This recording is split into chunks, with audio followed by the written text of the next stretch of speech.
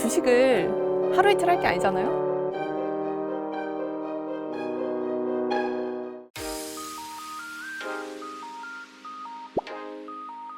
지난 영상에 LG화학이랑 SK이노 했는데 LG화학이 이기셨더라고요. 네. 뭐 어떻게 된 일이에요? 그렇게 SK이노베이션이 ESG 트렌드에 가장 적합한 주식이다라고 강조를 하셨는데 이게 주식시장에 반영이 안 된 것 같아요, 선배. 저희 SK이노 투자자분들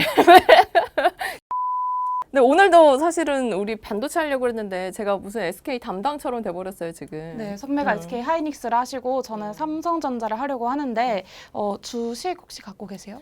사실 저는 뭐 개별 주식은 없고 둘 다 개별 주식은 없고 물론 둘 다 이제 투자해본 경험은 있고 근데 지금은 200 IT ETF를 들고 있어서 역시 노미의 ETF 전문가답게 사실 그래서 삼성전자나 SK 하이닉스 둘 다 잘 돼야 됩니다. 네, 둘 다 잘 돼야 돼요. 2분기 영업이익이 작년보다 50%나 증가했음에도 뭐 주가는 별로 안 움직였단 말이에요. 그쵸. 올해 1월 딱 꼭지 찍고 네, 그 뒤로는 2월에. 그냥 박스권인데 계속 흘러내리는 박스권이었던 것 네, 같아요. 좀 그거 지루했죠. 둘 다 뭐 반도체 회사라는 가정하에 저희가 이 종목을 선택하긴 했지만 사실 삼성전자가 반도체 회사는 아니거든요. 왜냐하면 사업 그쵸. 부문이 많으니까. 반도체 ETF는 삼성전자가 없습니다, 여러분. 네, 없어요. 그래서 IT ETF에 투자하시는 거잖아요. 네네. 저기 포트폴리오를 삼성전자의 그 사업 포트폴리오를 조금 설명을 해주세요. 아, 네. 어느 부문이 되어 있는지. 삼성전자에는 사업 부문이 총 4개 정도가 있는데 그 영어로 CE, 가전, 그다음에 IM, 휴대폰, 그다음에 DS, 이게 반도체고 하만 이렇게 4가지 부문으로 나뉘는데요. 그 1분기 말 실적 기준으로 보면은 그 넷 중에 매출 비중이 가장 큰 게 이제 휴대폰이고 그다음에 영업이익 부문은 DS, 그 반도체 부문이 가장 높긴 한데 반도체가 한 50% 정도면은 휴대폰이 한 40% 후반대. 그래서 영업이익 비중으로도 뭐 큰 차이가 없습니다. 이것이 SK 하이닉스랑 가장 큰 차이점일 것 같긴 한데 하이닉스는 온리 반도체 맞죠? 그렇죠. 온리 반도체이기 때문에 사실 그 주식 투자하는 분들, 특히 기관 투자가분들이 반도체 잘 될 것 같아 라고 했을 때 가장 먼저 들여다보는 주식은 사실 삼성전자가 아니라 SK 하이닉스다라는 점을 꼭 말씀드리고 싶습니다. 반도체라면 하이닉스. 그렇죠. 왜냐하면 그러니까 이게 어떻게 보면 장점일 수 있고 어떻게 보면 단점일 수 있는데 삼성전자 반도체 업황이 좋을 것 같다라고 해서 삼성전자를 딱 픽을 했는데 갑자기 가전이 너무 뭐 죽을 쓰고 있어. LG에 예를 들어서 LG에 밀려가지고 죽을 쓰고 있어. 실적이 안 나와. 그러면 우리의 투자 아이디어는 반도체가 맞긴 했는데 투자 아이디어가 맞았다고 하더라도 다른 어떤 변수들이 너무 많잖아요. 그쵸. 휴대폰이 갑자기 어떻게 될 수도 있고, 뭐 가전도 있고. 그러니까 그런 우리의 투자 아이디어가 맞다고 해도 주가는 못 오를 수 있는 변수들이 너무 많은 것 같다.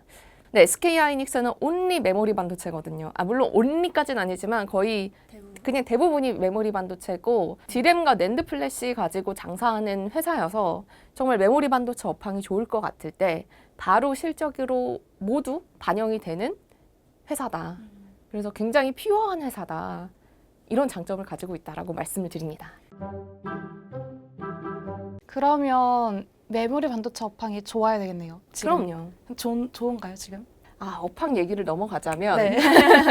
사실 삼성전자나 하이닉스나 지금 이렇게 주가가 박스권에서 계속 움직였던 게 2분기 실적도 너무 좋고 다 좋은데 문제는 마법의 단어 선반영이죠.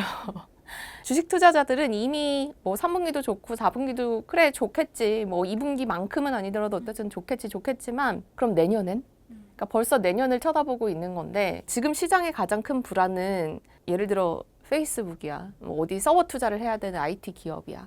근데 이 기업들이 너무 지금 반도체, 메모리 반도체를 많이 쌓아두지 않았을까? 이 삼성전자나 SK 하이닉스 안에는 반도체 재고가 많이 없는데 그래 반도체 재고 없는 거 오케이. 근데 혹시 얘네가 많이 쌓아두지 않았을까? 요거에 대한 우려인데 그래서 작년 요맘때도 사실 되게 비슷한 얘기를 했거든요. 디램 업황 우려. 근데 그 뒤에 어떻게 됐습니까? 굉장히 많이 올랐단 말이죠. 그러니까 이 재고가 얼마나 쌓아놨는지 모른다는 거는 리스크 요인이긴 한데 좀 더 크게 봐야 되는 게 있는 것 같아요. 그러면 반도체를 예를 들어서 이런 거죠. 우리 집에 라면을 막 사재기를 해놨는데 이 사재기는 언젠가 다 먹을 거 아니에요. 네. 근데 일단 애가 많아졌어, 우리 집에. 그러니까 절대적인 수요가 많아졌어. 그러면 이 라면 언젠가는 다 먹고 또 사야 될 때가 오지 않을까요? 그러면 어쨌든 이렇게 어차피 뭔가 업황에 영향을 받을 거라면 투자하는 기간 동안 마음이라도 다치지 않게 너무 이제 업황에 동행해서 가는 주가보다는 이제 삼성전자처럼 포트폴리오가 다양해서 그런 업황 우려에도 다른 그 사업부들이 잘 해주면서 좀 이렇게 안정적으로 올라가는 주식이 투자자 입장에선 더 좋지 않을까 하는 생각이 들거든요. 그럴 수도 있죠. 그럴 수도 있지만, 그쵸? 그러니까 어쨌든 포트폴리오를 막 이렇게 넓혀놨으니까 네. 이게 좀 더 안정적이라는. SK 하이닉스가 저번 달에 컨퍼런스 콜을 했어요. 근데 거기서 굉장히 이제 뭐 어떤 애널리스트 분이 뭐 디램 업황 둔화 우려도 있고 이거 재고를 그 소비자들이 싸놨으면 어떡하냐, 이거 어떻게 대응할 거냐 이렇게 얘기를 물어봤더니 하이닉스에서 뭐라고 하냐면 이 반도체 사이클 자체의 모양이 바뀌는 것 같다. 근데 저는 이게 되게 인사이트 있는 말이라고 생각을 했거든요. 그러니까 뭐냐면 이 사이클이라는 게 왜 생기냐. 수요가 늘었는데 그거를 공급이 못 따라가면 가격이 확 올랐다가 근데 뒤늦게 공급이 확 늘었는데 확 늘면 거기서 이제 가격이 확 떨어지고 그러니까 이러면서 수요와 공급의 미스매치 때문에 계속 사이클이 커지고 만약에 미스매치가 길어지면 길어질수록 더 사이클이 이렇게 깊어지면서 커지는 건데 지금의 반도체 시장은 수요가 조금 생기면 공급이 굉장히 빠르게 반응을 한다는 거예요. 그래서 사이클이 옛날에는 이렇게 됐다면 요즘에는 굉장히 작게 그냥 어떤 추세적인 흐름으로 가는 것 같다. 반도체 기업을 장기 투자하려는 그 투자자들 입장에서 보면 예전에는 산도 높고 골도 깊은 이 뭔가 진폭이 큰. 그쵸. 네. 그러니까 어떻게 보면 장점이죠. 내가 산에서 팔 수 있고 골에서 살 수 있다면 어떻게 보면 장점이지만 사실은 그게 쉽지 않으니까 이 장기 투자하는 사람들 입장에서 보면 그 주가 변동성을 좀 줄이면서 갈 수 있는 게 아닌가? 그래서 반도체 기업의 매력이 장기 투자 매력이 오히려 더 커진 거 아닌가? 이런 생각이 들더라고요. 이제 새로운 먹거리는 비메모리 반도체잖아요. 그 뭐 TSMC가 지금 잘 하고 있는 부분도 그렇고. 그래서 제가 잠깐 반도체 그 구조를 설명을 해드리자면 1분 반도체. 네, 1분 반도체. 1분도 안 걸릴 수도 있어요. 반도체는 크게 그 메모리 반도체랑 비메모리 반도체로 나뉘어요. 메모리 반도체는 다시 그 휘발성이랑 비휘발성으로 나뉘고 그 휘발성 그 반도체에는 D램이랑 S램이 있고 그다음에 비휘발성에는 낸드 플래시가 있어요. 그래서 기사에서 많이 등장하는 뭐 디램이고 뭐 낸드 플래시고 이런 거는 다 메모리 반도체에 속하는 애들입니다. 그리고 이제 비메모리 반도체는 그 시스템 반도체를 의미해요. 그래서 뭐 기사에 시스템 반도체가 나온다 그러면은 아 비메모리 반도체구나라고 알아두시면 되고 그 다음에 그 파운드리라는 거는 이 비메모리 반도체를 위탁 생산하는 거예요. 시스템 반도체를 위탁 생산하는 것으로 그 설계 도면을 받아서 제작만 해준다고 하고 그다음 팹리스도 되게 많이 나오잖아요. 그 팹리스가 뭐냐면 반도체 제품을 직접 생산하지는 않고 그 반도체 설계만 해주는 회사를 의미합니다. 그래서 뭐 팹리스, 그다음에 파운드리, 뭐 시스템 반도체, 디램, 낸드 플래시 이렇게 기사에 나오는 거를 좀 구조화해서 기억을 해두시면 좀 기사 소화할 때 도움이 되실 것 같아요. 그래서 삼성전자는 지금 종합 반도체 회사인 거죠. 네, 그래서 지금 비메모리 반도체 투자를 좀 늘리고 있는데 반도체 전체 시장에서 저도 몰랐는데 이 비메모리 반도체가 차지하는 비중이 되게 높더라고요. 거의 한 70%가 넘는데 메모리 반도체는 그에 비해서 한 25% 정도? 그 혹시 그 유명한 짤 아세요? 그 이재용 삼성전자 부회장이랑 그 문재인 대통령이랑 그 얘기를 하면서 이거 저거로 인천공항 3개는 지을 수 있다. 그 짤이 나온 게 이제 2019년 화성사업장에서인데 그 화성사업장에서 그 시스템 반도체 뭐 비전 선포식 이런 걸 열고 앞으로 시스템 반도체에 133조 원을 투자하겠다라고 밝혔고 그다음에 지난 5월에도 뭐 K 반도체 벨트 전략 보고대회 여기에서 38조 원을 투자하겠다고 밝혔어요. 그러면은 총 170조 원 정도 이제 투자를 한다는 거죠. 근데 문제는 투자하는 건 좋은데 이 과점 체제인 이 메모리 반도체 시장과 달리 이 비메모리 반도체 시장은 삼성전자가 그렇게 우위를 드러내고 있지는 못한 상황이잖아요. 그렇죠. 네. 그리고 사실 파운드리도 막 진출한다 하는데 TSMC가 그럼 가만히 있겠나. 이 대만의 자존심 아니겠습니까? 그쵸. 그리고 이런 얘기 되게 오래 나오잖아요. TSMC를 절대 삼성전자가 이길 수 없다. 파운드리만 하는 회사인데 삼성전자는 다 하면 누가 맡겨주겠냐. 그러니까 계속 삼성전자에서 파운드리 사업부 뭐 뗀다라는 이야기가 계속 나오는 것도 사실 이런 건데 이게 어떻게 생각하면 뭐 많이 하고 투자 많이 하고 넓히고 좋은데 이거 다 잘할 수 있는 거 맞아? 약간 이런 생각 들거든요. 맞아요. 의심의 눈초리가 있긴 있는데 파운드리 시장에선 50% 이상을 TSMC가 갖고 있어요. 근데 삼성전자가 승부를 보려고 하는 건 그 미세 공정이라고 하는 7나노미터 이하의 그 공정에서란 말이에요. 근데 여기에서만 봤을 때 그 TSMC가 한 60% 정도고 나머지 40% 정도가 삼성전자가 그 점유를 하고 있어요. 그래서 제 생각에 이제 뭐 비메모리 반도체에 투자를 하고 승부를 본다고 하면 TSMC가 이미 잘하고 있는 부분 말고 이제 삼성전자가 침투할 수 있는 부분에 투자를 하지 않을까 생각을 합니다. 그래서 여기에서 승부를 볼 수 있지 않을까. 그럼 삼성전자도 10년 투자해서 이 정도까지 왔어요. 근데 하이닉스는 이제부터 투자를 하는 거잖아요.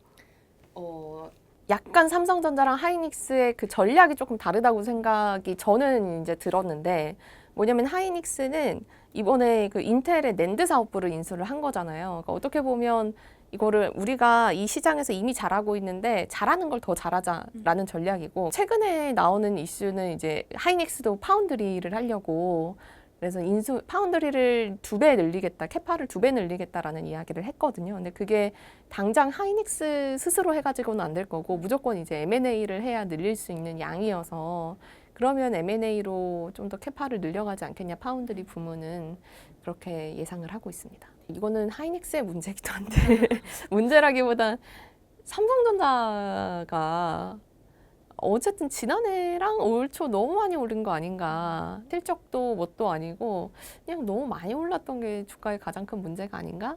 이런 생각이 들거든요. 뭐 그것도 맞아요. 맞고 그 사실 그 2017년, 2018년이 반도체 뭐 호황이라고 했는데 그때 주가 상승률을 작년부터 이제 올 초까지가 훨씬 뛰어넘었어요. 맞아요. 작년 저점에서 한 올해 1월까지 보니까 그 큰 주식이 2배가 올랐더라고요. 맞아요.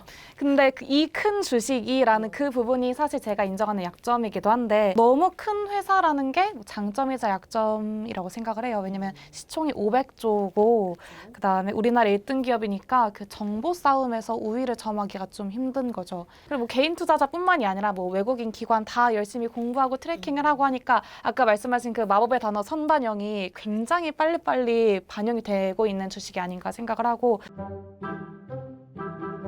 구독자분들께서도 그 삼성전자 주식 많이 갖고 계실 텐데 이게 뭐 좋은 회사일 수는 있지만 좋은 주식은 아닐 수 있다라는 점을 저는 인정을 하고 들어가요. 그럼 좋은 주식 아니라고 지금 인정하신 겁니까? 잠시만요. 야, 제 미괄식으로 얘기하고 있어요. 알겠어요. 네. 한국말 끝까지 들어야죠. 오케이. 네, 그래서 이제 오히려 좀 마음 편한 투자를 원한다면 삼성전자가 낫지 않을까라는 생각을 하는 게 500조나 되는 기업이고 이 주가가 오르는 이유는 많은 사람들이 공부를 해서 올려주고 있는 거란 말이에요. 그러니까 적시에 올려주고 선반영 다 해주고 그러니까 나는 차트 볼 시간도 없고 그냥 뭐 적금 대용으로 차곡차곡 뭐 적립식으로 투자하고 싶다라고 하면 근데 또 반도체에 투자하고 싶다라고 생각을 하면 그러면 삼성전자가 낫지 않을까. 왜냐면 하이닉스는 아무래도 좀 이렇게 사이클을 봐야 되고 뭐 향후에 어디에 투자할지 이런 뉴스도 트래킹해야 되는데 삼성전자는 사실 그런 공부 과정이 조금 없어도 마음 편하게 갖고 있어도 되지 않을까라는 생각입니다.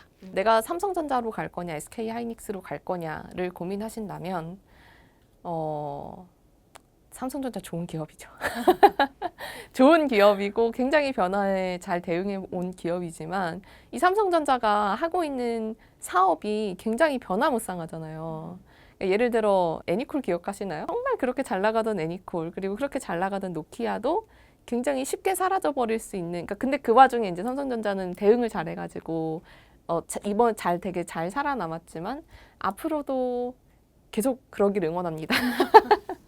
어쨌든 불확실성이 좀 많다. 네. 오히려 그러니까 이 삼성전자가 더 공부를 많이 해야 될 수도 있습니다.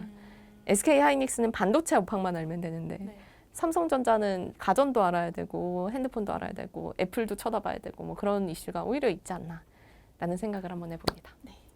SK 하이닉스로 가시죠. 삼성전자 가시죠. 네.